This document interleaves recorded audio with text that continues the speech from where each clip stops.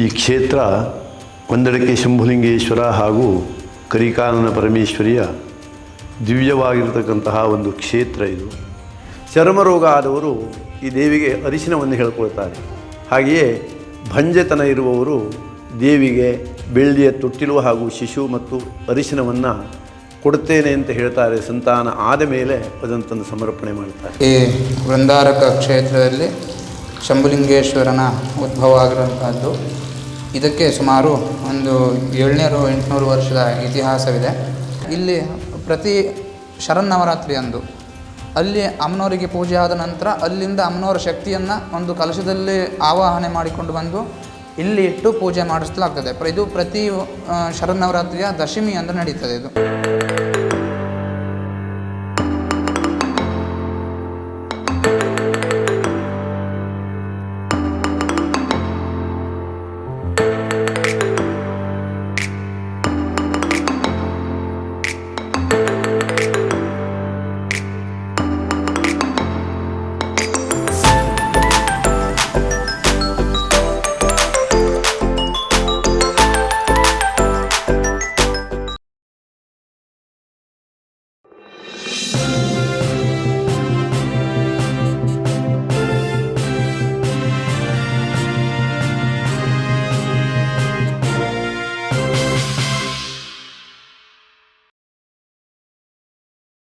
ನಮಸ್ತೆ, ಬಿ ಗಣಪತಿ ಚಾನೆಲ್ಗೆ ಸ್ವಾಗತ. ದಯವಿಟ್ಟು ಯಾರು ತಪ್ಪು ತಿಳ್ಕೊಬೇಡಿ, ಡ್ರೈವ್ ಮಾಡ್ಕೊಂಡು ಮಾತಾಡ್ತಾ ಇದ್ದೇನೆ ಅಂತ. ಕೇವಲ ಇದೊಂದು 3-4 ಕಿಲೋಮೀಟ್ರು. ನಾನು ಇಲ್ಲಿ ನಮ್ಮ ಊರಿನ ಹೊನ್ನಾವರ ತಾಲೂಕಿನ ಅರೇಂಗಡಿ ಅನ್ನುವಂಥ ಒಂದು ಗ್ರಾಮದಲ್ಲಿ ಇಲ್ಲಿ ಒಂದು ಕರಿಕಾನ ಪರಮೇಶ್ವರಿಯ ದೇವಸ್ಥಾನ ಇದೆ. ಇದು ಶ್ರೀಧರ ಸ್ವಾಮಿಗಳು ಆರಂಭಿಸಿದ್ದು, ಕಟ್ಟಿದ್ದು, ಸ್ಥಾಪನೆ ಮಾಡಿದ್ದು. ಈ ಕರಿಕಾನ ಪರಮೇಶ್ವರಿ ಹೆಸರಲ್ಲೇ ಕರಿಯ ಕಾನಿನ ಪರಮೇಶ್ವರಿ ಅಂತ. ಅಂದರೆ ಅಷ್ಟ ದಟ್ಟವಾದ ಕಾಡಿನಲ್ಲಿ ಒಂದು ಕಲ್ಲಿನ ಇಡಿಯದಾದಂಥ ಒಂದು ಗುಡ್ಡದಲ್ಲಿ ಆಕೃತಿಗೊಂಡಂಥ ಉದ್ಭವಗೊಂಡಂಥ ಕರಿಕಾನ್ ಪರಮೇಶ್ವರಿ. ಇದರ ಬಗ್ಗೆ ಬಹಳ ಐತಿಹ್ಯ ಇದೆ, ಕಥೆಗಳಿದೆ. ಆಮೇಲೆ ಇಡೀ ಈ ಪ್ರದೇಶಕ್ಕೆ ಅದೊಂದು ಶಕ್ತಿ ದೇವತೆ. ನಾವೆಲ್ಲ ಶಾಲೆಗೆ ಹೋಗುವಾಗ ಇಲ್ಲೇ ನನ್ನ ಪಕ್ಕದಲ್ಲಿ ನೀವು ಶಾಲೆಯಲ್ಲಿ ಕಾಣುತ್ತೆ, ಇದೇ ಶಾಲೆಯಲ್ಲಿ ನಾನು ಓದಿದ್ದು. ಇಲ್ಲಿ ಈ ಶಾಲೆಯಲ್ಲಿ ನಾವು ಓದುವಾಗ ನಮಗೆ ಆವಾಗೆಲ್ಲ ನಡ್ಕೊಂಡು ಹೋಗ್ತಾ ಇದ್ದವು. ರೋಡ್ ಇರಲಿಲ್ಲ, ಏನೂ ಇರಲಿಲ್ಲ, ಕಾಲ್ದಾರಿ ಇತ್ತು, ಕಲ್ಲು ಮುಳ್ಳು ಎಲ್ಲ. ಆವಾಗೆಲ್ಲ ನಾವು ನಡ್ಕೊಂಡು ಹೋಗ್ತಾ ಇದ್ದೆವು. ನಡ್ಕೊಂಡು ಹೋಗಿ ದೇವಿ ದರ್ಶನ ಮಾಡಿಕೊಂಡು ಅಲ್ಲೊಂದು ನೀರು ಸಾರು ಒಂದು ಅನ್ನ, ಅದು ಎಂಥ ರುಚಿ ಅಂದರೆ ಅದು ಇವತ್ತಿಗೂ ಅಂದುಕೊಂಡ್ರೆ ಬಾಯಲ್ಲಿ ನೀರು ಬರುತ್ತೆ. ಆಮೇಲೆ ಆ ದೈವಿಕವಾದಂಥ ಒಂದು ವಿಸ್ಮಯದ ಒಂದು ಅನುಭವ ಆಗುತ್ತೆ ಇವತ್ತಿಗೂ. ಅಂಥ ಒಂದು ದಿವ್ಯವಾದಂಥ ಭವ್ಯವಾದಂಥ ಪ್ರದೇಶಕ್ಕೆ, ಒಂದು ಅಮ್ಮನ ಪಾದದ ದರ್ಶನಕ್ಕೆ ನಿಮ್ಮನ್ನು ಕರ್ಕೊಂಡು ಹೋಗ್ತಾ ಇದ್ದೇನೆ. ಬನ್ನಿ, ಹೋಗೋಣ.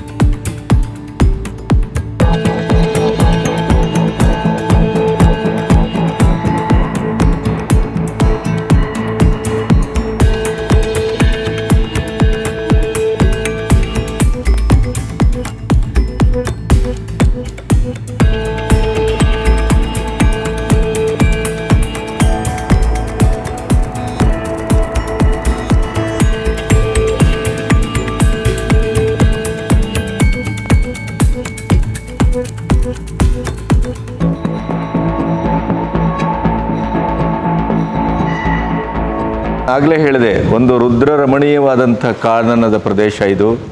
ಈ ಕಾನನದ ಪ್ರದೇಶ ಅತ್ಯಂತ ಎತ್ತರದಲ್ಲಿದೆ. ಇಲ್ಲಿಂದ ನಿಮಗೆ ಹೊನ್ನಾವರ, ಕುಮಟಾ, ಧಾರೇಶ್ವರ ಎಲ್ಲವೂ ಕಾಣುತ್ತೆ. ಈಗ ನೋಡಿ, ಇಲ್ಲಿ ಮಂಜು ಮುಸುಕಿದೆ, ಮಳೆಗಾಲ. ಹಾಗಾಗಿ ನಿಮಗೆ ಒಂದು ರೀತಿಯ ಒಂದು ಅವರ್ಣನೀಯವಾದಂಥ ವಿಹಂಗಮವಾದಂಥ ಒಂದು ನೋಟ ಇದೆ ಇದು. ಇಲ್ಲಿ ನಾವು ಕಾರಲ್ಲಿ ಬರುವಾಗ ನೋಡಿದ್ರಿ ನೀವು ಇಡೀಯಾದಂಥ ಪ್ರದೇಶ ಯಾವ ರೀತಿ ಇದೆ ಅಂತ. ಈಗ ನಾನು ಕರಿಕಾನಮ್ಮನ ಗುಡ್ಡದ ಅಥವಾ ಕರಿಕಾನಮ್ಮನ ದೇವಸ್ಥಾನದ ಬಾಗಿಲಲ್ಲಿ ನಿಂತಿದ್ದೇನೆ. ಇನ್ನು ನಮ್ಮ ಒಳಗೆ ಹೋಗಬೇಕು. ಒಳಗೆ ಇನ್ನೊಂದು ಒಂದು ಸ್ವಲ್ಪ ದೂರ ಹೋದ ಕ್ಷಣ ಬಟ್ಟೆಯನ್ನೆಲ್ಲ ತೆಗಿಬೇಕಾಗತ್ತೆ. ಇಲ್ಲಿಯ ಸಂಪ್ರದಾಯ ಇದು.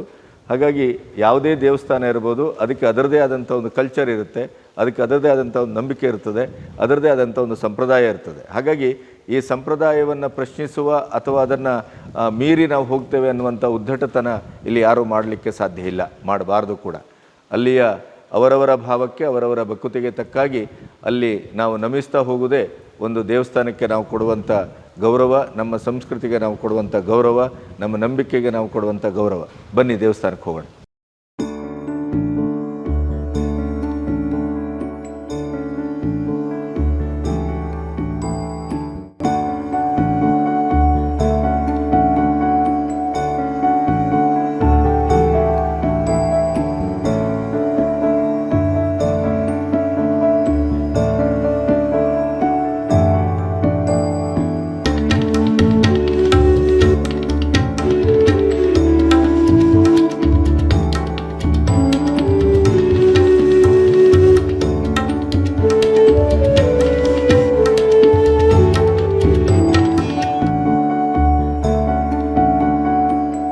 ಸ್ವಯಮೇವ ಸಮುದ್ಭೂತೆ ದೇವಿ ಶಂಕರಿಕಾನನೆ. ಈ ಕ್ಷೇತ್ರ ಒಂದೆಡೆಗೆ ಶಂಭುಲಿಂಗೇಶ್ವರ ಹಾಗೂ ಕರಿಕಾನನ ಪರಮೇಶ್ವರಿಯ ದಿವ್ಯವಾಗಿರತಕ್ಕಂತಹ ಒಂದು ಕ್ಷೇತ್ರ ಇದು. ಇದಕ್ಕೆ ಸಾಮಾನ್ಯ 600 ವರ್ಷದ ಇತಿಹಾಸಗಳು ನಮಗೆ ಕಂಡುಬರುತ್ತದೆ. ಹಿಂದೆ ನವಿಲುಗೋಣಿನ ಅಮ್ಮನವರ ಮನೆತನದವರು ಇದನ್ನು ಅರ್ಚಿಸಿ ಆರಾಧಿಸಿ ದೇವಿಯ ಸಾಕ್ಷಾತ್ಕರಿಸಿಕೊಂಡು ಪೂಜೆ ಮಾಡಿರ್ತಕ್ಕಂತಹ ಒಂದು ಮನೆತನ ಅದು. ಹಿಂದೆ ಈ ದೇವಿಯ ಮೂಲ ಬಸವರಾಜದುರ್ಗ ಎನ್ನುವಂತಹ ಕ್ಷೇತ್ರದಲ್ಲಿ ಇದ್ದಿತ್ತು. ಸಮುದ್ರ ಮಧ್ಯದಲ್ಲಿರತಕ್ಕಂತಹ ಒಂದು ಕೋಟೆಯಲ್ಲಿ ಈ ದೇವಿಯ ಆವಾಸ ಇದ್ದಿತ್ತು. ಅಲ್ಲಿಂದ ಅಲ್ಲಿ ಮ್ಲೇಂಛರ ಆಡಳಿತ ಬಂದ ಮೇಲೆ ದೇವಿಯ ಸ್ಥಾನದಲ್ಲಿ ಅಶುಚಿತ್ವ ಉಂಟಾಗಿ ಅದು ಪೂರ್ವಕ್ಕೆ ಅಭಿಮುಖವಾಗಿ ಬಂತು ಎನ್ನುವಂತಹ ಕಥೆಯನ್ನು ಹೇಳ್ತಾರೆ. ಬರುವಾಗ ಮಾರ್ಗ ಮಧ್ಯದಲ್ಲಿ 2 ಆಸುರಿ ಶಕ್ತಿಯನ್ನು ದಮನ ಮಾಡಿ ಇಲ್ಲಿ ಬಂದು ನೆಲೆ ನಿಂತಿತು ಎನ್ನುವಂತಹ ಕಥೆಯನ್ನು ಹೇಳ್ತಾರೆ. ಅದೇ ಜಾಗಕ್ಕೆ ಇವತ್ತು ಬಂಗಾರಮಕ್ಕಿ ಮತ್ತು ಮಲ್ಲಾರಮಕ್ಕಿ ಎನ್ನುವಂತಹ ಹೆಸರಿದೆ. ಅಲ್ಲಿ ಭಂಡಾಸುರ ಮತ್ತು ಮಲ್ಲಾಸುರ ಎನ್ನುವಂತಹ 2 ದೈತ್ಯ ಶಕ್ತಿ ಇದ್ದಿತ್ತಂತೆ. ಅದನ್ನು ಸಂಹಾರ ಮಾಡಿ ಈಶ್ವರನ ಸಮೀಪಕ್ಕೆ ಬಂದು ಅದು ಸ್ವಯಂ ಉದ್ಭೂತಳಾದಳು ಎನ್ನುವಂಥದ್ದನ್ನು ಹಿರಿಯರು ಹೇಳ್ತಾರೆ. ಇಲ್ಲಿ ಉದ್ಭವವಾಗಿರತಕ್ಕಂತಹ ದೇವಿ ಒಂದು ಆಕಳಿನ ಮುಖಾಂತರ ಜನರಿಗೆ ಅದು ಪ್ರಕಟಗೊಂಡಿತು. ನೀಲಕೋಡಿನ ಗುಬ್ಬಿ ಮನೆತನದ ಒಂದು ಆಕಳು ಮನೆಯಲ್ಲಿ ಹಾಲನ್ನು ಕೊಡದೇ ಇರುವಾಗ ಯಜಮಾನನನ್ನು ದಂಡಿಸಿದಾಗ ಸ್ತ್ರೀ ರೂಪದಲ್ಲಿ ಅವನಿಗೆ ಸ್ವಪ್ನದಲ್ಲಿ ದೃಷ್ಟಾಂತವಾಗಿ ಆಕಳ ಜೊತೆಗೆ ಬನ್ನಿ ನಿಮಗೆಲ್ಲವೂ ಗೊತ್ತಾಗ್ತದೆ ಅಂತ ಅವನಿಗೆ ಸ್ವಪ್ನ ದೃಷ್ಟಾಂತ ಆಯಿತಂತೆ. ಮರು ದಿವಸ ಆಕಳ ಜೊತೆಗೆ ಬಂದಾಗ ಆಕಳು ಸರಾಗವಾಗಿ ಬರ್ತಾ ಇತ್ತಂತೆ. ಇವರಿಗೆ ಬರುವುದು ಕಷ್ಟ ಆಗಿತ್ತಂತೆ. ಅಂಥ ದುರ್ಗಮವಾಗಿರ್ತಕ್ಕಂತಹ ಅಡವಿಯ ಮಧ್ಯದಲ್ಲಿ ಆ ಆಕಳು ಇಲ್ಲಿ ಬಂದು ಹಾಲು ಸುರಿಸಿ ಹೋಗ್ತಿತ್ತಂತೆ ಈ ದೇವಿಯ ಮೇಲೆ. ಅಲ್ಲಿಂದ ಪೂಜೆ ಆರಂಭ ಆಯಿತು. ಈಗ ಸಾಮಾನ್ಯ ಒಂದು 70 ವರ್ಷದ ಹಿಂದೆ ಭಗವಾನ್ ಸದ್ಗುರು ಶ್ರೀಧರ ಸ್ವಾಮಿಗಳು ಈ ಕ್ಷೇತ್ರದ ಅಭಿವೃದ್ಧಿಯನ್ನು ಮಾಡಿದರು. ಅಲ್ಲಿಯ ತನಕ ತುಂಬ ಜನ ಬರುವವರಿಗೆ ಕಷ್ಟ, ಈ ದೇವಿಯ ಮುಂಭಾಗದಲ್ಲಿ ನಿಂತುಕೊಳ್ಳುವುದು ಕಷ್ಟ, ಹೀಗೆ ಅನೇಕ ಕಷ್ಟಕೋಟಲುಗಳೇ ಈ ದೇವಿಯ ಸ್ಥಾನದಲ್ಲಿ ಇತ್ತಂತೆ. ಆದರೂ ಭಕ್ತಾದಿಗಳು ಬಂದು ದೇವಿಯನ್ನು ಆರಾಧನೆ ಮಾಡಿ ದೇವಿಯ ಅನುಗ್ರಹಕ್ಕೆ ಪಾತ್ರರಾಗ್ತಾ ಬಂದಿದ್ದು ನಮ್ಮ ಈ ಪಂಚಗ್ರಾಮದ ಗ್ರಾಮ ದೇವತೆಯಾಗಿ ನೆಲೆ ನಿಂತು ಭಕ್ತರನ್ನು ಹರಿಸ್ತಾ ಬಂದಿದ್ದಾಳೆ. ಹಾಗೆಯೇ ಅಲ್ಲಿಂದ ಆರಂಭವಾಗಿರತಕ್ಕಂತಹ ಈ ಪೂಜಾ ಕೈಂಕರ್ಯ ಶ್ರೀಧರ ಸ್ವಾಮಿಗಳು ಬಂದ ಮೇಲೆ ಈ ಕ್ಷೇತ್ರದ ಅಭಿವೃದ್ಧಿಯಾಯಿತು. ಅವರ ಗುರುಗಳು ಶಿವಾನಂದರು ಈ ಕ್ಷೇತ್ರದ ಅಭಿವೃದ್ಧಿಯನ್ನು ಮಾಡಬೇಕು ಎನ್ನುವ ಒಂದು ಸಂಕಲ್ಪವನ್ನು ಮಾಡಿದ್ರಂತೆ. ಆದರೆ ಅವರ ಕಾಲದಲ್ಲಿ ಆಗಲಿಲ್ಲ. ಗುರುಗಳ ಸಂಕಲ್ಪವನ್ನು ತಾನು ಈಡೇರಿಸಬೇಕು ಎನ್ನುವಂತಹ ಸಂಕಲ್ಪದಿಂದ ಭಗವಾನ್ ಸದ್ಗುರು ಶ್ರೀಧರ ಸ್ವಾಮಿಗಳು ಈ ಕ್ಷೇತ್ರದ ಅಭಿವೃದ್ಧಿ ಕಟ್ಟಡವನ್ನು ಮಾಡಿದರು. ಅನೇಕ ಜನರ ಸಹಾಯ ಸಹಕಾರದಿಂದ ಇಲ್ಲಿ ಏನೇನು ಸೌಕರ್ಯಗಳು ಬೇಕೋ ಆ ಕಾಲದಲ್ಲಿ ಅದನ್ನು ಮಾಡಿಕೊಟ್ರು ಅರ್ಚಕರ ಮನೆತನಕ್ಕೆ. ಹೀಗಿರುವಾಗ ಅವರು ಒಮ್ಮೆ ಚಿಕ್ಕಮಗಳೂರಿನಲ್ಲಿ ವಾಸವಾಗಿದ್ದರಂತೆ. ತಾನು ಬರುವ ತನಕ ಇಲ್ಲಿಯ ಶಿಲೆಯನ್ನು ಯಾವುದನ್ನು ಮುಟ್ಟಬೇಡಿ ಅಂತ ಕೆಲಸಗಾರರಿಗೆ ಎಚ್ಚರಿಕೆ ಕೊಟ್ಟು ಹೋಗಿದ್ದರಂತೆ. ಆದರೆ ಕೆಲಸಗಾರರಿಗೆ ಏನೂ ಕೆಲಸ ಇಲ್ಲ ಎನ್ನುವಂತಹ ಕಾರಣದಿಂದ ಶಿಲೆಯನ್ನು ಒಡೆದು ಬಿಟ್ಟರಂತೆ. ಈ ದೇವಿಯ ಬಲಭಾಗದಲ್ಲಿರತಕ್ಕಂತಹ ಶಿಲೆಗೆ ಅವರು ಅದನ್ನು ಒಡಿಲಿಕ್ಕೆ ಆರಂಭ ಮಾಡಿದ್ರಂತೆ. ಅದೇ ದಿವಸ ರಾತ್ರಿ ಕೆಳಗಡೆ ನೀಲ್ಕೋಡ್ನಲ್ಲಿ ವಾಸವಾಗ್ತಿದ್ದರು ಅವರು. 6 ಮಂದಿ ಬೆಳಗಾವಿಗಳ ಕರಿಮೈಲೆಯಾಗಿ ತೀರ್ಕೊಂಡು ಬಿಟ್ರಂತೆ. ಇದು ಶ್ರೀಧರ ಸ್ವಾಮಿಗಳಿಗೆ ಅಲ್ಲಿ ಗೋಚರ ಆಗಿ ಇಲ್ಲಿ ಏನೋ ಅವಘಡ ಆಗಿದೆ ಅಂತ ಅಲ್ಲಿ ಎಲ್ಲ ಕಾರ್ಯಕ್ರಮಗಳನ್ನು ನಿಲ್ಲಿಸ್ಕೊಂಡು ಪುನಃ ಈ ಕ್ಷೇತ್ರಕ್ಕೆ ಬಂದು ನೋಡಿದಾಗ ಈ ರೀತಿಯಾಗಿರ್ತಕ್ಕಂತಹ ಒಂದು ಅವಘಡಗಳಾಗಿತ್ತು. ದೇವಿಯಲ್ಲಿ ಪ್ರಾರ್ಥನೆ ಮಾಡಿ ಸ್ವತಃ ಅವರೇ ನಿಂತುಕೊಂಡು ಕಮಂಡಲ ಉದಕವನ್ನು ಹಾಕಿ ಈ ಜಾಗವನ್ನು ಇಷ್ಟು ಮಾಡಿದರು ಅಂತ ಹೇಳ್ತಾರೆ. ಅಗಾಧವಾಗಿರ್ತಕ್ಕಂತಹ ಶಕ್ತಿಯುಳ್ಳವರು ಭಗವಾನ್ ಶ್ರೀಧರ ಸ್ವಾಮಿಗಳು. ಅವರಿಗೆ ದೇವಿಯ ಅನುಗ್ರಹ ಇದ್ದಿತ್ತು. ಹಾಗಾಗಿ ಈ ಎಲ್ಲ ಕೆಲಸಗಳು ನೆರವೇರಿದವು. ಈ ಕ್ಷೇತ್ರದಲ್ಲಿ ತ್ರಿಕಾಲ ಪೂಜೆ ಇದೆ. ಬೆಳಿಗ್ಗೆ ದೇವಿಗೆ ಅಭಿಷೇಕ ಮಾಡಿ ಅನ್ನ ಹಾಲನ್ನು ನೈವೇದ್ಯ ಮಾಡಬೇಕು. ಪ್ರತಿದಿನ ಮಧ್ಯಾಹ್ನದಲ್ಲಿ ದೇವಿಯ ಸ್ಥಾನದಲ್ಲಿ ಸಪ್ತಶತಿ ಪಾರಾಯಣ ವಿಶೇಷ ಪೂಜಾದಿಗಳನ್ನು ನೆರವೇರಿಸಿ ಮಧ್ಯಾಹ್ನದಲ್ಲಿ ಅನ್ನ ಮತ್ತು ಹಾಲನ್ನು ನೈವೇದ್ಯ ಮಾಡಬೇಕು. ಪ್ರತಿ ಶುಕ್ರವಾರ ಮಂಗಳವಾರ ಉದ್ದಿನ ವಡೆ ಮತ್ತು ಮೆಣಸಿನಕಾಳಿನ ಕಟ್ಟಣೆ ಅಂತ ಹೇಳ್ತೇವೆ ನಾವು, ಕಷಾಯವನ್ನು ಮಾಡಿ ಅದನ್ನು ದೇವರಿಗೆ ನೈವೇದ್ಯ ಮಾಡಬೇಕು. ಹಾಗೆಯೇ ಸಾಯಂಕಾಲದಲ್ಲಿ ಉಪಹಾರ ನೈವೇದ್ಯವನ್ನು ಮಾಡಬೇಕು. ಉದ್ದಿನ ದೋಸೆ ಮತ್ತು ಹಾಲನ್ನು ನೈವೇದ್ಯ ಮಾಡಿ ಒಂದು ದಿವಸ ಪೂಜಾ ಕೈಂಕರ್ಯ ಈ ರೀತಿಯಾಗಿ ಇಲ್ಲಿ ನಡೀತದೆ. ಈ ಕ್ಷೇತ್ರ ಬಹಳ ಶಕ್ತಿಯುತವಾಗಿರತಕ್ಕಂಥದ್ದು. ಶಿವಶಕ್ತಿಯುಕ್ತ ದೇವಿಯ ಬಲಭಾಗದಲ್ಲಿ ಈ ಗುಡ್ಡದ ಆಚೆ ಭಾಗದಲ್ಲಿ ಈಶ್ವರ ಸ್ವಯಂ ಅವನು ಉದ್ಭೂತನಾಗಿದ್ದಾನೆ. ಸ್ವಯಂಭೇಶ್ವರ, ಒಂದೆಡೆಗೆ ಶಂಭುಲಿಂಗೇಶ್ವರ ಅಂತ ಅದಕ್ಕೆ ಕರಿತೇವೆ. ಪ್ರತಿನಿತ್ಯ ಒಂದು ಪೂಜೆಯಾಗಬೇಕು. ಇಲ್ಲಿಂದನೇ ಹೋಗಿ ಪೂಜೆ ಮಾಡಿಕೊಂಡು ಬರಬೇಕು. ಆ ಈಶ್ವರ ನೀರಿನೊಳಗೆ ಅಡಕ ಹಾಕಿಕೊಂಡಿದ್ದಾನೆ. ಹಾಗಾಗಿ ಒಂದಡಕ ಎನ್ನುವಂತಹ ಇದರಿಂದ ಒಂದಡಿಕೆ ಅಂತ ಬಂದಿರಬಹುದು. ವೃಂದಾರಕ ಎನ್ನುವಂತಹದ್ದು ಸಂಸ್ಕೃತದಲ್ಲಿ ದೇವತೆಗಳು ವಾಸ ಮಾಡುವಂತಹ ಒಂದು ಕ್ಷೇತ್ರಕ್ಕೆ ವೃಂದಾರಕ ಅಂತ ಹೇಳ್ತಾರೆ. ಆ ಇದರಿಂದನೂ ಅಪಭ್ರಂಶವಾಗಿ ಒಂದಡಿಕೆ ಅಂತ ಆಗಿರಬಹುದು. ಮತ್ತು ಪ್ರತ್ಯಕ್ಷವಾಗಿ ಅಡಿಕೆ ಮರಗಳು ಅಲ್ಲಿ ಇದೆ, ಅದು ಒಂದು ಕಾರಣ ಇರಬಹುದು. ಹೀಗೆ ಶಿವಶಕ್ತಿಯುಕ್ತ ಈ ಕ್ಷೇತ್ರ ಶಿವ ಮತ್ತು ಶಕ್ತಿಯಿಂದ ಕೂಡಿರತಕ್ಕಂತಹ ಒಂದು ಅಭೂತಪೂರ್ವವಾಗಿರತಕ್ಕಂತಹ ಕ್ಷೇತ್ರ ಇದು. ಇಲ್ಲಿ ಅನೇಕ ಭಕ್ತಾದಿಗಳು ಬರುತ್ತಾರೆ. ತಮ್ಮ ತಮ್ಮ ಕೋರಿಕೆಗಳನ್ನು ದೇವಿಯಲ್ಲಿ ಪ್ರಾರ್ಥನೆ ಮಾಡಿ ಅದರ ಅನುಗ್ರಹಕ್ಕೆ ಪಾತ್ರರಾಗ್ತಾರೆ. ಹಿಂದೆ ನನ್ನ ಗುರುಗಳು ವಿಶ್ವೇಶ್ವರ ರಾಮ್ ಭಟ್ರು ಅಂತ ಪ್ರಸಿದ್ಧ ಸಾಮವೇದ ವಿದ್ವಾಂಸರು, ಅವರು ಇಲ್ಲಿ ಸೇವಾ ಕೈಂಕರ್ಯವನ್ನು ಮಾಡ್ತಾಯಿದ್ರು. ಒಂದು 25 ವರ್ಷ ಅವರು ಇಲ್ಲಿ ಸೇವೆಯನ್ನು ಮಾಡಿದ್ದಾರೆ. ಆ ಕಾಲದಲ್ಲಿ ನಾವೆಲ್ಲ ಇಲ್ಲಿ ವಿದ್ಯಾರ್ಜನೆ ಮಾಡ್ತಾಯಿದ್ದೆವು. ಆವಾಗ ಈ ಕ್ಷೇತ್ರಕ್ಕೆ ಅರೇಂಗಡಿಯಿಂದ ನಡ್ಕೊಂಡು ಬರಬೇಕಾಗಿತ್ತು. ಯಾವುದೇ ವಾಹನಗಳ ಸೌಕರ್ಯ ಇಲ್ಲ, ರಸ್ತೆ ಸೌಕರ್ಯ ಇಲ್ಲ. ಆ ರೀತಿಯಾಗಿರ್ತಕ್ಕಂತಹ ಒಂದು ಸಂದರ್ಭದಲ್ಲಿ ನನ್ನ ಗುರುಗಳು ಬಹಳಷ್ಟು ಪರಿಶ್ರಮ ಬಿಟ್ಟು ಇಲ್ಲಿ ಸೇವೆಯನ್ನು ಮಾಡಿದ್ದಾರೆ. ಹಾಗೆಯೇ ಅನೇಕರಿಗೆ ವಿದ್ಯಾರ್ಜನೆಯನ್ನು ಮಾಡಿದ್ದಾರೆ. ಆ ನಂತರ ಅವರು ಈ ದೇವಸ್ಥಾನವನ್ನು ತಾನು ಬಿಡುತ್ತೇನೆ ಎಂದ ಮೇಲೆ ಕಡ್ಲೆ ಗಣೇಶ ಹೆಗಡೆಯವರು ಆ ಕಾಲದಲ್ಲಿ ಟ್ರಸ್ಟಿಗಳು ಈ ಕ್ಷೇತ್ರದ ಆ ಭಾಗದ ಕಟ್ಟಡಗಳನ್ನೆಲ್ಲ ಅವರೇ ಮಾಡಿಸಿದವರು.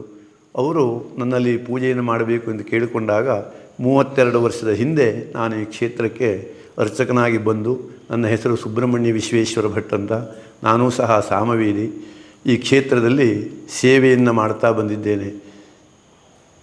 ಅನೇಕ ನಮಗೆ ಊಹಿಸಲಾಗದೇ ಇರತಕ್ಕಂತಹ ಅನೇಕ ಘಟನೆಗಳು ನಾನು ಬಂದ ಮೇಲೆ ನಡೆದಿದೆ. ಹಿಂದೆ ತುಂಬ ಇತ್ತಂತೆ, ತುಂಬ ಅಘಟಿತ ಘಟನೆಗಳು ಇಲ್ಲಿ ನಡೆದಿದೆ ಎನ್ನುವಂಥದ್ದನ್ನು ಹಳೆಯವರೆಲ್ಲ ಹೇಳ್ತಾರೆ. ನಾನು ಬಂದ ಮೇಲೂ ಸಹ ನಾನು ಬಂದು 2ನೇ ವರ್ಷದಲ್ಲಿ ನಾನು ಮಕ್ಕಳಿಗೆ ವಿದ್ಯಾಭ್ಯಾಸವನ್ನು ಮಾಡಿಸ್ತಾ ಇದ್ದೆ, ಸಾಮವೇದವನ್ನು ಹೇಳಿಕೊಡ್ತಾ ಇದ್ದೆ. ಆಗ ವಿದ್ಯಾರ್ಥಿಗಳಿದ್ದರು. ಒಂದು ದಿವಸ ಸಾಯಂಕಾಲದಲ್ಲಿ 9 ಗಂಟೆ ಹೊತ್ತಿಗೆ ಮಳೆಗಾಲ ಆರಂಭ ಆಗುವಂತಹ ಒಂದು ಕಾಲ ಅದು. ಪಕ್ಕನೆ ಒಂದು ಬೆಳಕು ಬಂತು. ಹುಡುಗರ ಕೆಳಭಾಗವಷ್ಟು ಸುಟ್ಟೋಗಿತ್ತು.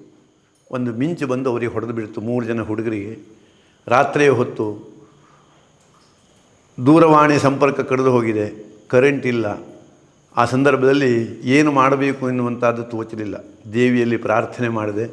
ದೇವಿಯೇ ಮಾರ್ಗವನ್ನು ಸೂಚಿಸಿದವರಿಗೆ ನಮ್ಮಲ್ಲಿ ದಾಸವಾಳ ಅಂತ ಹೇಳ್ತೇವೆ, ಅದನ್ನು ಹಚ್ಚುವಂತಹ ಒಂದು ಸೂಚನೆಯನ್ನು ಕೊಟ್ಟರು ಅವರು. ಬಹಳಷ್ಟು ಹೊತ್ತು ಅವರು ಕೂಗಾಡಿದರು.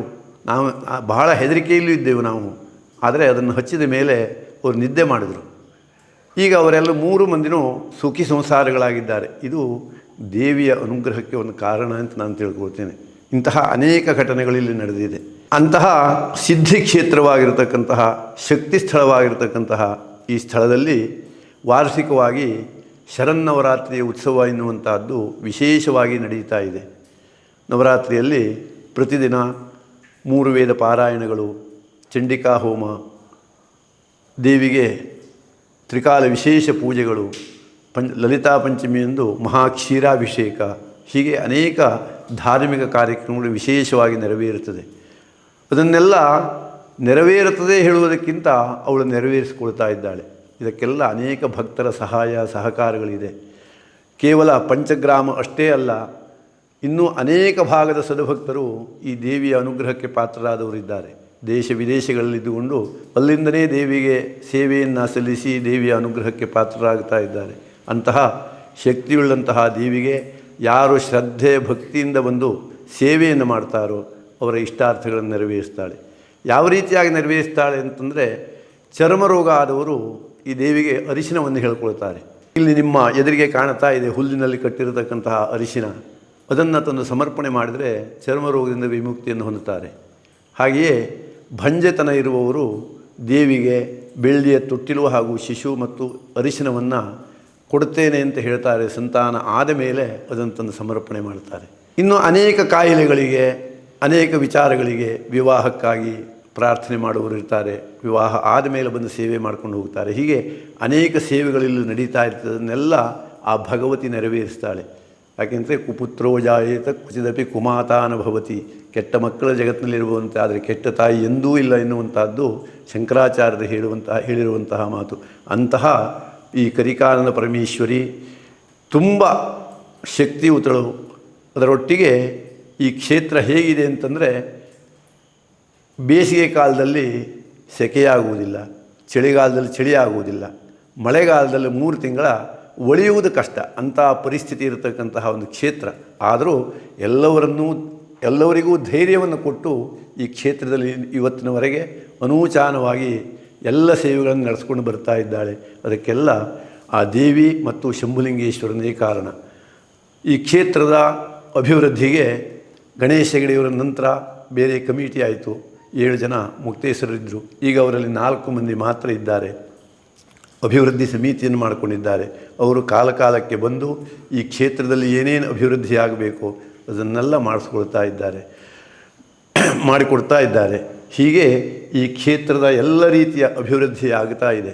ಹಾಗೆಯೇ ವರ್ಷದಲ್ಲಿ ಒಂದು ಹಿಂದೂಸ್ತಾನಿ ಬೆಳದಿಂಗಳ ಸಂಗೀತ ಎನ್ನುವಂತಹ ವಿಶಿಷ್ಟ ಕಾರ್ಯಕ್ರಮ ಇಲ್ಲಿ ನಡೆಯುತ್ತದೆ. ನಮ್ಮ ಈ ಭಾಗದ ಕಲಭಾಗದ ಸಹೋದರರು ಪರಮೇಶ್ವರ ಹೆಗಡೆಯವರು, ಗೋಪಾಲಕೃಷ್ಣ ಹೆಗಡೆಯವರು, ಶ್ರೀಧರ ಹೆಗಡೆಯವರು, ಹೀಗೆ ಅವರೊಟ್ಟಿಗೆ ಅನೇಕರನ್ನು ಸೇರಿಸಿಕೊಂಡು ಅಹೋರಾತ್ರಿ ಸಂಜೆ 6 ಗಂಟೆಯಿಂದ ಬೆಳಗಿನ 7 ಗಂಟೆಯ ತನಕ ಈ ಹೊರಭಾಗದಲ್ಲಿ ಕುಳಿತುಕೊಳ್ಳುವವರಿಗೆ ಯಾವುದೇ ಆಸನದ ವ್ಯವಸ್ಥೆ ಇರುವುದಿಲ್ಲ. ಕಲ್ಲುಬಂಡೆ ಮೇಲೆ ಕುಳಿತುಕೊಂಡು ಕೇಳಬೇಕು. ಆದರೂ ಸಾವಿರಾರು ಜನ ಪ್ರೇಕ್ಷಕರು ಬಂದು ಅದನ್ನು ಕೇಳ್ತಾರೆ. ಅಂತಹ ಒಂದು ವಿಶಿಷ್ಟವಾಗಿರತಕ್ಕಂತಹ ಒಂದು ಕಾರ್ಯಕ್ರಮ ಸಾಮಾನ್ಯವಾಗಿ ಫೆಬ್ರವರಿ ತಿಂಗಳಲ್ಲಿ ಅದು ನಡೀತಾ ಇರ್ತದೆ. ಇದು ಸಹ ಸಾಮಾನ್ಯ ಒಂದು 25 ವರ್ಷದಿಂದ ನಡ್ಕೊಂಡು ಬಂದಿದೆ. ಈ ಭಾಗದ ಎಲ್ಲವರಿಗೂ ಗೊತ್ತು. ಅಂತಹ ಈ ದೇವಿ ಅನೇಕ ಜನರಿಂದ ಅನೇಕ ವಿಧವಾಗಿರ್ತಕ್ಕಂತಹ ಸಾಂಸ್ಕೃತಿಕ ಕಾರ್ಯಕ್ರಮಗಳ ಸೇವೆಯನ್ನು ಸಹ ಸ್ವೀಕಾರ ಮಾಡಿ ಅವರವರ ಮನೋಭೀಷ್ಟವನ್ನು ನೆರವೇರಿಸ್ತಾ ಇದ್ದಾಳೆ. ಈ ಕ್ಷೇತ್ರದ ಅಭಿವೃದ್ಧಿ ಹೇಗಾಯಿತೋ, ಈಗ ಒಂದು 5 ವರ್ಷದ ಹಿಂದೆ ಶಂಭುಲಿಂಗೇಶ್ವರನ ಕ್ಷೇತ್ರದ ಅಭಿವೃದ್ಧಿಯೂ ಆಯಿತು. ಅದು ಹೇಗಾಯಿತು ಅಂದರೆ, ನಮ್ಮ ಕುಲಗುರುಗಳಾದ ರಾಘವೇಶ್ವರ ಭಾರತಿ ಸ್ವಾಮಿಗಳು ಒಂದು ಸಾರಿಯಲ್ಲಿ ತಪಸ್ಸನ್ನು 4 ತಾಸು ಏಕಾಂತಕ್ಕೆ ಕುಳಿತಾಗ ಇಲ್ಲಿ ಶಿಲಾಮಯವಾಗಿರತಕ್ಕಂತಹ ಕಟ್ಟಡ ಆಗಬೇಕು ಎನ್ನುವಂತಹ ಸೂಚನೆ ಅವರಿಗೆ ಆಯಿತಂತೆ. ಅವರು ಭಕ್ತಾದಿಗಳಿಗೆ ಹೇಳಿದರು. ಆದರೆ ಅದನ್ನು ಮಾಡುವುದು ತುಂಬ ಕಷ್ಟ. ಯಾಕೆಂದರೆ ಇಲ್ಲಿಂದ ಯಾವುದೇ ವಾಹನಗಳು ಅಲ್ಲಿ ಹೋಗುವುದಿಲ್ಲ, ನಡ್ಕೊಂಡು ಹೋಗಬೇಕು. ಆದರೆ ಗುರುಗಳ ಅಪ್ಪಣೆಯನ್ನು ಪಾಲಿಸಬೇಕು. ಎರಡೂ ಆ ಸಂದರ್ಭದಲ್ಲಿ ಭಕ್ತಾದಿಗಳಿಗೆ ಒಂದು ಥರ ಉಭಯ ಸಂಕಟಕ್ಕೆ ಈಡಾಗಬೇಕು. ಗುರುಗಳು ಹೇಳಿದರು, ಆಗ್ತದೆ ಎನ್ನುವಂತಹ ಸಂಕಲ್ಪವನ್ನು ಮಾಡಿ ಕಟ್ಟಡದ ಕೆಲಸವನ್ನು ಆರಂಭ ಮಾಡಿದರು. ಸರ್ಕಾರದ ನಿಯಮ, ಅರಣ್ಯ ಇಲಾಖೆಯವರು ಅದಕ್ಕೆ ಸ್ವಲ್ಪ ತಡೆಯನ್ನು ಒಡ್ಡಿದರು. ಆದರೆ ಭಗವತಿ ಮತ್ತು ಭಗವಂತನ ಇಚ್ಛೆ ಅದು ಆಗಬೇಕು ಎನ್ನುವಂತಹದ್ದೇ ಇದ್ದಿತ್ತು. ಹೇಗೆ ಶ್ರೀಧರ ಸ್ವಾಮಿಗಳು ಈ ಕ್ಷೇತ್ರವನ್ನು ಅಭಿವೃದ್ಧಿ ಮಾಡಿದರೋ, ನಮ್ಮ ರಾಘವೇಶ್ವರ ಭಾರತಿ ಮಹಾಸ್ವಾಮಿಗಳ ಸಂಕಲ್ಪವೂ ಸಹ ಅಷ್ಟೇ ದೃಢವಾಗಿತ್ತು. ಅದು ನೆರವೇರಿ ಲೋಕಾರ್ಪಣೆಯಾಗಿದೆ. ಹಾಗೆಯೇ ನಮ್ಮ ದೇವಸ್ಥಾನಕ್ಕೆ ಬರುವಾಗ ಅರೆಂಗಡಿಯಲ್ಲಿ ಒಂದು ಮಹಾದ್ವಾರವನ್ನು ಮಾಡಬೇಕು ಎಂದು ಈಗ 15 ವರ್ಷಗಳ ಹಿಂದೆ ಆರಂಭ ಮಾಡಿದರು. ಆದರೆ ಆ ಸಂದರ್ಭದಲ್ಲಿ ಆಗಲಿಲ್ಲ. ಅನೇಕ ಮಂದಿ ಸೇರಿಕೊಂಡು ಆರಂಭ ಮಾಡಿದ್ದಾಗಿತ್ತು ಅದು. ಈಗ ಕಳೆದ ವಿದ್ಯಾದಶಮಿಯಂದು ಈ ಕ್ಷೇತ್ರದ ಮೂಲಕಾರರ ಮನೆತನದ ಪ್ರಸಿದ್ಧ ಯಕ್ಷಗಾನ ಕಲಾವಿದ ಶಂಕರ ಹೆಗಡೆ ದೇವಿಯ ಮುಂದೆ ನಿಂತು ಪ್ರಾರ್ಥನೆ ಮಾಡಿ ಅದಾಗಬೇಕು ಎನ್ನುವಂಥ ಒಂದು ಸಂಕಲ್ಪವನ್ನು ಮಾಡಿ ದೇವಿಯಲ್ಲಿ ಪ್ರಾರ್ಥನೆ ಮಾಡಿದೆವು. ಹಾಗೆಯೇ ಗುರುಗಳಲ್ಲಿಯೂ ಕೇಳಿಕೊಂಡೆವು, ಅದಾಗುತ್ತದೆ ಅಂತ ಹೇಳಿದರು. ಶಿಲ್ಪಿಗೆ ವೀಳ್ಯವನ್ನು ಕೊಟ್ಟು 6 ತಿಂಗಳಿನಲ್ಲಿ ಶಿಲಾಮಯವಾಗಿರತಕ್ಕಂತಹ ಒಂದು ಮಹಾದ್ವಾರ ನಿರ್ಮಾಣ ಆಗಿ ಲೋಕಾರ್ಪಣೆಗೊಂಡಿತು. ಇದು ಎಲ್ಲವರ ಕಣ್ಣಿಗೆ ಕಾಣುವಂಥದ್ದು. ಇದಕ್ಕೆಲ್ಲ ಭಕ್ತಾದಿಗಳ ಸಹಾಯ ಸಹಕಾರ ಎಲ್ಲವೂ ಸಿಕ್ಕಿ ಅದು ನೆರವೇರಿದೆ. ತುಂಬ ಸಂತೋಷ ಆಗುತ್ತದೆ. ದೇವಿ ನಾವು ಏನನ್ನು ಬೇಡ್ತೇವೋ, ನನ್ನ ಅನುಭವದಲ್ಲಿ ನಾನಿಲ್ಲಿ ಬರುವಾಗ ಕೇವಲ ಸಾಮಾನ್ಯ ವೈದಿಕನಾಗಿ ಸಾಮ್ಯವಿಧ ಅಧ್ಯಯನವನ್ನು ಮಾಡಿ ಮಕ್ಕಳಿಗೆ ವಿದ್ಯಾಭ್ಯಾಸವನ್ನು ಕೊಡಿಸ್ತಾ ಇದ್ದವನು. ನನಗೀಗ ಎಲ್ಲವನ್ನೂ ಕೊಟ್ಟಿದ್ದಾಳೆ ಅವಳು. ಸುಖವಾಗಿರತಕ್ಕಂತಹ ಸಂಸಾರ, ನೆಮ್ಮದಿಯ ಜೀವನ, ಅನೇಕ ಜನರಿಗೆ ವಿದ್ಯಾಭ್ಯಾಸವನ್ನು ಮಾಡಿಸಿದ್ದೇನೆ ಅನ್ನುವಂತಹ ತೃಪ್ತಿ ಜೀವನ, ಇದನ್ನೆಲ್ಲ ಆ ಭಗವತಿ ನನಗೆ ಕೊಟ್ಟಿದ್ದಾಳೆ. ಇದು ಎಲ್ಲವರಿಗೂ ಸಿಗಲಿ ಎನ್ನುವಂತಹ ಪ್ರಾರ್ಥನೆಯನ್ನು ದೇವಿಯಲ್ಲಿ ಮಾಡಿ ನನ್ನೆರಡು ಮಾತನ್ನು ಮುಗಿಸ್ತೇನೆ.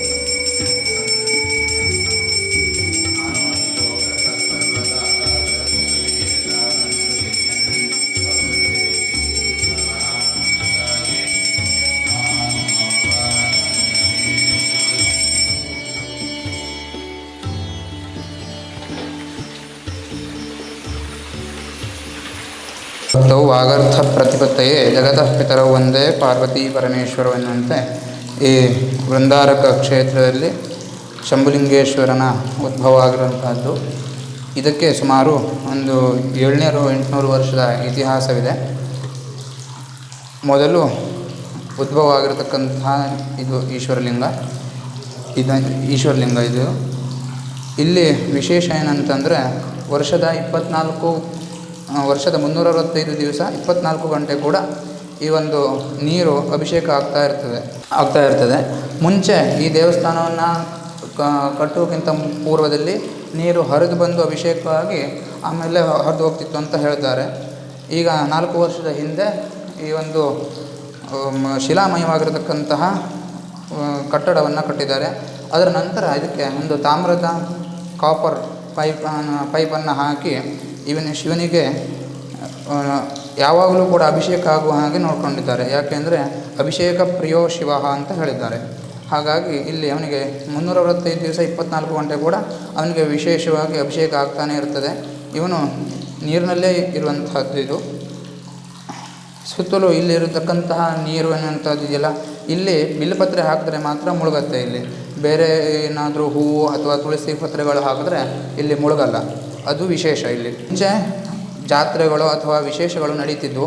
ಕಾಲಕ್ರಮೇಣದಲ್ಲಿ ಪ್ರಕೃತಿ ವಿಕೋಪದಲ್ಲಿ ಆ ಎಲ್ಲ ಇದು ಕೂಡ ನಶಿಸಿ ಹೋಗದ ಕಾರಣದಿಂದಾಗಿ ಮತ್ತು ಇಲ್ಲಿ ಏನಾಗಿದೆ ಅಂತಂದರೆ ಈ ಮೊಘಲರ ಆಳ್ವಿಕೆಯಲ್ಲಿ ಅಥವಾ ಬ್ರಿಟಿಷರ ಒಂದು ದಬ್ಬಾಳಿಕೆಯಲ್ಲಿ ಇಲ್ಲಿರ್ತಕ್ಕಂತಹ ಮೂರ್ತಿಗಳು ಭಿನ್ನವಾಗಿದ್ದಂತಹ ಕಾರಣವಿದೆ. ಇಲ್ಲಿಂದ ಹೊರಗಡೆ ಅಂದರೆ ಇಲ್ಲಿ ಗಣಪತಿ ವಿಗ್ರಹವಿದೆ, ಆಚೆ ಕಡೆ ವಿಷ್ಣುವಿನ ವಿಗ್ರಹವಿದೆ. ಈ ಎರಡು ವಿಗ್ರಹಗಳು ಕೂಡ ಮುಂಚೆ ಅಲ್ಲಿ ಒಳಗೆ ಶಿವನ ಸಾನ್ನಿಧ್ಯದಲ್ಲೇ ಅಂದರೆ ಒಟ್ಟಿಗೆ ಇರತಕ್ಕಂಥದ್ದು. ಅದು ಆಮೇಲೆ ಬ್ರಿಟಿಷರ ಆಳ್ವಿಕೆಯಲ್ಲಿ ಸಮಯದಲ್ಲಿ ಅದು ಅವರ ಒಂದು ದಬ್ಬಾಳಿಕೆಯ ಇದರಲ್ಲಿ ಮೂರ್ತಿಗಳೇನಾಗೋದು ಅಂದರೆ ಭಿನ್ನಗಳಾದವು. ಕೈಯ ಅಥವಾ ಅವರನ್ನು ಹಿಡಿದುಕೊಂಡ ದೇವರಂತಹ ಒಂದು ಆಯುಧಗಳು ಅದೆಲ್ಲ ಕೂಡ ಹಾಳು ಮಾಡಿ ಅಂದರೆ ಭಿನ್ನ ಆಗುತ್ತೆ ಅಂತ ಹೇಳ್ತಾರೆ ನಮ್ಮ ಇದು ಸಂಸ್ಕೃತ ಇದರಲ್ಲಿ. ಭಿನ್ನ ಆದ ನಂತರ ಈ 4 ವರ್ಷದ ಹಿಂದೆ ನೂತನವಾಗಿ ಈ ಶಿಲಾಮಯವಾಗಿ ದೇವಸ್ಥಾನದ ನಿರ್ಮಾಣದ ಸಂದರ್ಭದಲ್ಲಿ ಅವೆರಡು ವಿಗ್ರಹಗಳನ್ನು ಕೂಡ ನೂತನವಾಗಿ ಮಾಡಿಸಿಕೊಂಡು ಬಂದು ಪ್ರತಿಷ್ಠೆಯನ್ನು ಮಾಡಿರ್ತಕ್ಕಂಥದ್ದು. ಇಲ್ಲಿ ಗಣಪತಿ ಮತ್ತು ವಿಷ್ಣು ಮೂರ್ತಿಗಳು ಹಾಗೂ ನಂದಿ ಮಾತ್ರ ಪ್ರತಿಷ್ಠೆ ಮಾಡಿರ್ತಕ್ಕಂಥದ್ದು. ಆ ಏನು ಶಿವನ ಮೂಲ ವಿಗ್ರಹವಿದೆಯೋ ಅದು ಉದ್ಭವ ಆಗಿರತಕ್ಕಂಥದ್ದು. ಇದಕ್ಕೆ ಒಂದು 700-800 ವರ್ಷದ ಇತಿಹಾಸವಿದೆ. ಈ ಆ ಸಮಯದಲ್ಲಿ ಇಲ್ಲಿ ಒಂದು ಊರು ಅಥವಾ ಹಳ್ಳಿಗಳಿದ್ದು ಕೆಳಗಡೆ ಬಾವಿಗಳೆಲ್ಲ ಅಂದರೆ ಈಗೂ ಗೋಚರ ಆಗ್ತದೆ ಅಂತ ಹೇಳ್ತಾರೆ, ನಾವು ನೋಡಿಲ್ಲ ಇನ್ನು. ಆ ಸಮಯದಲ್ಲಿ ಏನು ರಾಜರು ಅಥವಾ ಇವರು ಬಂದು ಇಲ್ಲಿ ಒಂದು ಹಬ್ಬವನ್ನು ಅಥವಾ ಆ ಒಂದು ವಾರ್ಷಿಕವಾಗಿರತಕ್ಕಂತಹ ಏನು ಕಾರ್ಯಕ್ರಮವನ್ನು ಮಾಡಿಕೊಂಡು ಹೋಗ್ತಿದ್ರು. ಅವರಿಗೆ ಅಲ್ಲಿ ಕರಿಕಾನ ಪರಮೇಶ್ವರಿಯ ಒಂದು ವಿಷಯ ಗೊತ್ತಿಲ್ಲ ಆಗಿತ್ತು. ಆ ನಂತರ ಕಾಲಕ್ರಮೇಣದಲ್ಲಿ ಅದು ಬೆಳಕಿಗೆ ಬಂದಿರತಕ್ಕಂಥದ್ದು. ಇದು ಪೂರ್ವದಲ್ಲೇ ಇರತಕ್ಕಂಥದ್ದು. ಆಮೇಲೆ ಅಲ್ಲಿ ಏನು ಬಸವರಾಜದುರ್ಗದಲ್ಲಿ ಇರತಕ್ಕಂತಹ ಅಮ್ಮನವರು ಅಲ್ಲಿಂದ ಆ ಒಂದು ಸ್ಥಳದಲ್ಲಿ ಆಗಿರತಕ್ಕಂತಹ ಮಡಿಮೈಲಿಗೆಯ ತೊಂದರೆಯಿಂದ ಮೇಲೆ ಬಂದು ಬಂಡಾಸುರ ಹಾಗೂ ಮಲ್ಲಾಸುರ ಎನ್ನುವಂತಹ ಒಂದು 2 ದೈತ್ಯ ಶಕ್ತಿಗಳನ್ನು ಮರ್ದಿಸಿ ಅಲ್ಲಿ ಸ್ವಲ್ಪ ಕಾಲ ಇದ್ದು ಅಲ್ಲೂ ಕೂಡ ಅದೇ ರೀತಿಯಾಗಿ ಈ ಮಡಿಮೈಲಿಗೆಗಳ ಸಂದರ್ಭದಲ್ಲಿ ಹೆಚ್ಚು ಕಡಿಮೆಯಾಗಿ ಅಥವಾ ಅದಕ್ಕೊಂದು ನಡಿಕೊಳ್ಳುವಂತಹ ಜನರು ಕಡಿಮೆ ಆದಮೇಲೆ ಅಲ್ಲಿಂದ ನಮಗೆ ಒಂದು ಈ ಮಾನವರ ಅಥವಾ ಒಂದು ಜನರ ಒಂದು ಸಂಪರ್ಕವೇ ಬೇಡ ನಮಗೆ ಅನ್ನುವಂತಹದ್ದು ಒಂದು ಧೋರಣೆಯಿಂದ ಅಮ್ಮನವರು ಏನು ಮಾಡಿತ್ತು ಅಂದರೆ ಸೀದಾ ಇಲ್ಲಿ ಶಿವನ ಸಾಮೀಪ್ಯ ಬಂದು ನಾವು ಒಂದು ನೆಲೆಸೋಣ ಅನ್ನುವಂಥ ಸಂಕಲ್ಪದಿಂದ ಅಲ್ಲಿಂದ ಮೇಲೆ ಬಂದು ಈ ಗುಡ್ಡದ ಆಚೆಗೆ ಅವಳು ನೆಲೆಸಿರ್ತಕ್ಕಂಥದ್ದು. ಮತ್ತೊಂದು ವಿಶೇಷವೇನಂತಂದರೆ ಇಲ್ಲಿ ಪ್ರತಿ ಶರನ್ನವರಾತ್ರಿ ಅಂದು ಅಲ್ಲಿ ಅಮ್ಮನವರಿಗೆ ಪೂಜೆ ಆದ ನಂತರ ಅಲ್ಲಿಂದ ಅಮ್ಮನವರ ಶಕ್ತಿಯನ್ನು ಒಂದು ಕಲಶದಲ್ಲಿ ಆವಾಹನೆ ಮಾಡಿಕೊಂಡು ಬಂದು ಇಲ್ಲಿ ಇಟ್ಟು ಪೂಜೆ ಮಾಡಿಸಲಾಗ್ತದೆ. ಇದು ಪ್ರತಿ ಶರನ್ನವರಾತ್ರಿಯ ದಶಮಿ ಅಂದರೆ ನಡೀತದೆ. ಇದು ಇಲ್ಲಿ ವಾರ್ಷಿಕವಾಗಿ ಕಾರ್ಯಕ್ರಮಗಳು ಮಾತ್ರ ವಾರ್ಷಿಕ ಕಾರ್ಯಕ್ರಮ ಮಾತ್ರ ನಡೀತದೆ. ವಿಶೇಷವಾಗಿ ಯಾವುದೇ ಒಂದು ಹೋಮ ಹವನಗಳು ನಡೆಯೋದಿಲ್ಲ. ಯಾಕೆಂದರೆ ಎಲ್ಲ ಸಾಮಾನುಗಳನ್ನು ಅಥವಾ ಇನ್ನು ನಾವು ಬೇಕಾಗಿರತಕ್ಕಂಥದ್ದನ್ನು ಅಲ್ಲಿಂದ ಇಲ್ಲಿವರೆಗೆ ತೆಗೆದುಕೊಂಡು ಬರುವಂಥದ್ದು ಸ್ವಲ್ಪ ದುಸ್ತರವಾಗಿರ್ತಕ್ಕಂಥ ಕಾಲ್ನಡಿಗೆಯಲ್ಲೇ ಬರಬೇಕಂಥದ್ದು. ಹಾಗಾಗಿ ವಿಶೇಷವಾದ ಕಾರ್ಯಕ್ರಮಗಳು ಯಾವುದು ನಡೆಯೋದಿಲ್ಲ. ಬೇರೆ ಭಕ್ತಾದಿಗಳು ಬಂದು ಹಣ್ಣುಕಾಯಿ ಅಥವಾ ರುದ್ರಾಭಿಷೇಕಗಳು ಅಥವಾ ಇನ್ನೇನಾದರೂ ಪೂಜೆಗಳನ್ನು ಮಾಡಿಸೋರು ಮಾಡಿಸ್ತಾರೆ. ವೀಕ್ಷಕರೇ, ನಾನೀಗ ಕರಿಕಾನಮ್ಮನ ಗುಡ್ಡದ ದೇವಿಯ ದರ್ಶನವನ್ನು ಮಾಡಿ ಅಲ್ಲಿಯ ಎಲ್ಲವನ್ನು ವೀಕ್ಷಣೆ ಮಾಡಿ ಒಂದಡಿಕೆ ಶಿವಲಿಂಗಕ್ಕೆ ಹೋಗಿ ಬಂದೆ. ಒಂದರಿಕೆ ಅಂದರೆ ಒಂದು ಅಡಿಕೆ ಅಂತ ಅರ್ಥ. ಈಗಾಗಲೇ ಭಟ್ರು ಅದರ ಬಗ್ಗೆ ಭಾಳ ವಿವರವಾಗಿ ಹೇಳಿದ್ದಾರೆ. ಮತ್ತೊಂದು ಭಟ್ರು ಅದರ ಬಗ್ಗೆ ವಿವರವನ್ನು ಕೊಡ್ತಾರೆ. ಒಂದಡಿಕೆಗೆ ಹೋಗಬೇಕು ಅಂತಾದರೆ ಸ್ವಲ್ಪ ಕಸು ಇರಬೇಕು, ಮತ್ತೊಂದಿಷ್ಟು ಸಹನೆ ಇರಬೇಕು, ತಾಳ್ಮೆ ಇರಬೇಕು. ಅದರಲ್ಲೂ ಮಳೆಗಾಲದಲ್ಲಿ ಬಂದಿದ್ದೇವೆ ನಾವು. ಮಳೆ ಹುಯ್ತಾ ಇರುವಾಗಲೇ ಹೋಗಿ ಬಂದದ್ದು. ಕಾಲಿಟ್ಟಲ್ಲಿ ಅಂಬಿನ ಹುಳ ಇದು ನಂಜೇನಾಗೋದಿಲ್ಲ, ರಕ್ತವನ್ನು ಹೀರ್ತದೆ. ಅದಕ್ಕೊಂದು ಉಪ್ಪಿನ ಮೂಟೆ ಅಂದರೆ ಸಣ್ಣ ಉಪ್ಪಿನ ಒಂದು ಬಟ್ಟೆಯಲ್ಲಿ ಕಟ್ಟಿಕೊಂಡು ಒಂದು ಕೋಲಿಗೆ ಕಟ್ಟಿಕೊಂಡ್ರೆ ಅದನ್ನು ಹೀಗೆ ಮುಟ್ತಾ ಹೋದರೆ ಬೀಳ್ತಾ ಹೋಗುತ್ತೆ. ಅದಕ್ಕೂ ಮೊದಲು ಒಂಚೂರು ದೇವಸ್ಥಾನದಲ್ಲಿ ಕೇಳಿ ಎಣ್ಣೆ ಕೊಡ್ತಾರೆ, ಕಾಲಿಗೆ ಎಣ್ಣೆಯನ್ನು ಹಚ್ಕೊಂಡು ಹೋದ್ರಾಯಿತು. ಮತ್ತು ಮಳೆಗಾಲದಲ್ಲಿ ಒಂದಡಿಕೆ ಹೋಗುವವರು ಸ್ವಲ್ಪ ಜಾಗ್ರತೆಯಲ್ಲಿ ಹೋಗಿ, ಯಾಕಂದರೆ ಸಿಕ್ಕಾಬಟ್ಟೆ ಸ್ಲೀಪರಿ ಇದೆ, ಅಲ್ಲಂದರೆ ಜಾರ್ತದೆ. ಹೋಗುವಾಗ ಒಂದು ಘಟ್ಟವನ್ನು ಹತ್ತಿರಿ, ಮತ್ತು ಒಂದು ಭಾಳ ಇದು ಸ್ಲೀಪ್ ಆದಂಥ ಒಂದು ಭಾಳ ಕಡಿದಾದಂಥ ಒಂದು ದಾರಿಯಲ್ಲಿ ಕೆಳಗಡೆ ಇಳಿತೀರಿ. ಅಲ್ಲಿ ನಿಮಗೆ ಶಿಲಾಮಯವಾದಂಥ ಒಂದಡಿಕೆ ಶಿವಲಿಂಗದ ದೇವಸ್ಥಾನ ದರ್ಶನ ಆಗುತ್ತೆ. ತಂಪು ತಂಪು ತಂಪು ಕಾಶ್ಮೀರದಲ್ಲಿದ್ದಂತಹ ಅನುಭವ. ಈ ಮಳೆಗಾಲದಲ್ಲಂತೂ ಇಲ್ಲಿ ಫುಲ್ಲು ಮಂಜು ಕವಿದಿದೆ. ನಾನು ನಿಮಗೆ ಮಾತಾಡ್ತಾ ಇದ್ದವನು ಎಷ್ಟರ ಮಟ್ಟಿಗೆ ಕಾಣ್ತಾ ಇದ್ದೇನೋ ಗೊತ್ತಿಲ್ಲ ನನಗೆ, ಅಷ್ಟರ ಮಟ್ಟಿಗೆ ಮಂಜಿದೆ. ಆಮೇಲೆ ಅಲ್ಲಿಗೆ ಹೋಗಬೇಕಾದ್ರೆ ಹುಡುಗಾಟಿಕೆ ಮಾಡಬೇಡಿ, ಯಾವುದೇ ಕೆಟ್ಟ ಪದಾರ್ಥಗಳನ್ನು ತಗೊಂಡೋಗಬೇಡಿ, ಪ್ಲ್ಯಾಸ್ಟಿಕ್ಕನ್ನು ತಗೊಂಡೋಗಬೇಡಿ, ಮತ್ತು ಏನಾದರೂ ತಿಂಡಿ ತೀರ್ಥ ಏನನ್ನೂ ತಗೊಂಡೋಗಬೇಡಿ. ಇಲ್ಲ, ಅದೆಲ್ಲವೂ ರಿಸ್ಟ್ರಿಕ್ಟೆಡ್, ಇಲ್ಲಿ ತಗೊಂಡು ಹೋಗಬಾರ್ದು ಅಂತಲೇ ಇದೆ. ಮತ್ತು ತಗೊಂಡು ಹೋಗಬೇಡಿ. ಅವ್ರು ಹೇಳೋದು ಒಂದು, ನಾವು ಮಾಡೋದು ಇನ್ನೊಂದಾಗುತ್ತೆ. ನಮಗಿಂಥ ಒಂದು ಕಾನನದ ಪ್ರದೇಶದಲ್ಲಿ ದೇವಸ್ಥಾನಕ್ಕೆ ಹೋಗುವಾಗಲೂ ನಮಗೆ ಈ ಕುರುಕುಲು ತಿಂಡಿ ಅದು ಇದು ತಗೊಂಡೋಗುವಂಥ ಒಂದು ಚಟ ಇದೆ. ದಯವಿಟ್ಟು ಅದನ್ನು ಮಾಡಬೇಡಿ. ಯಾಕಂದರೆ ಶುದ್ಧವಾದ ಪರಿಸರ ಬಹಳ ಶುದ್ಧವಾಗಿದೆ. ಭಯ ಭಕ್ತಿ ಭಾವದಿಂದ ಹೋಗಿ. ನಿಮಗಿಲ್ಲಿ 2 ದರ್ಶನ ಆಗುತ್ತೆ. ಒಂದು ಶಿವನ ದರ್ಶನ, ಇನ್ನೊಂದು ಇಡೀದಾದಂಥ ಕಾನನದ ದರ್ಶನ. ನಮಗಿವತ್ತು ಪಶ್ಚಿಮ ಘಟ್ಟಗಳು ಇವತ್ತು ಹಾಳಾಗೋಗಿದ್ದಾವೆ. ಹಾಗಾಗಿ ಸುಂದರವಾದ ಪರಿಸರ ಸಿಗುವುದೇ ಅಪರೂಪ. ಆದ್ದರಿಂದ ಆ ಪರಿಸರಕ್ಕೆ ಯಾವುದೇ ಥರದ ತೊಂದರೆಯನ್ನು ಮಾಡದೇ ಶಿವನ ದರ್ಶನವನ್ನು ಮಾಡಿ, ಪರಿಸರದ ದರ್ಶನವನ್ನು ಮಾಡಿ, ಮತ್ತು ನಿಮಗೆ ಒಳ್ಳೆ ಬ್ರೀದಿಂಗ್ ಎಕ್ಸಸೈಸ್ ಆಗುತ್ತೆ. ಒಳ್ಳೆ ಕೈಕಾಲುಗಳು ನೋವು ಬರುವಷ್ಟು ನಿಮಗೆ ಎಕ್ಸಸೈಸ್ ಆಗುತ್ತೆ. ಪ್ರಾಯಶಃ ನೀವು ಅದನ್ನು ತುಂಬ ಒಂದು ಸುಖಾನುಭೂತಿಯಿಂದ ಅನುಭವಿಸ್ತೀರಿ ಅಂತ ಅಂದ್ಕೊಳ್ತೇನೆ. ನಾನು ಹೋಗಿ ಬಂದೆ, ಇನ್ನು ನಿಮ್ಮ ಸರದಿ.